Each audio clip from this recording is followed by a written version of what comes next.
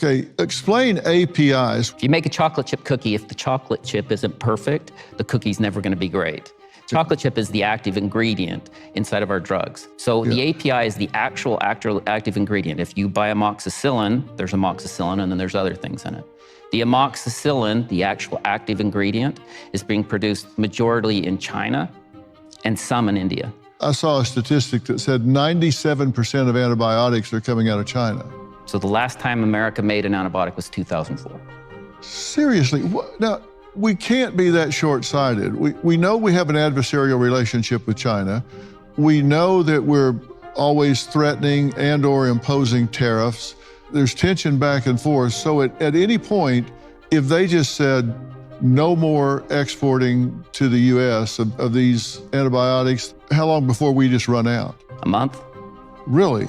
Yeah. So fighting infections post-surgically, people getting strep or infections from cuts or stepping on a nail or whatever that can flourish without antibiotics and a person could go septic, we wouldn't have what was necessary to fight that off. No, economic pressures have pushed on hospitals and pharmacies to a point where you keep maybe 3 days worth of medication in your store. After 3 days, you'd be dried up from what your normal patterns are.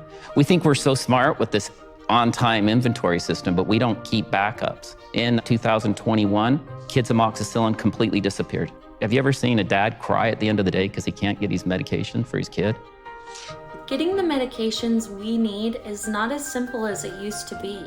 At Jase, we've pioneered gaining access to life-saving medications before you need them. With over 99% of our APIs being manufactured overseas in places like China and India, having a backup supply is not just convenient, it's essential. Comment RX on this video if you want to learn how you can get a backup supply of life-saving medications today.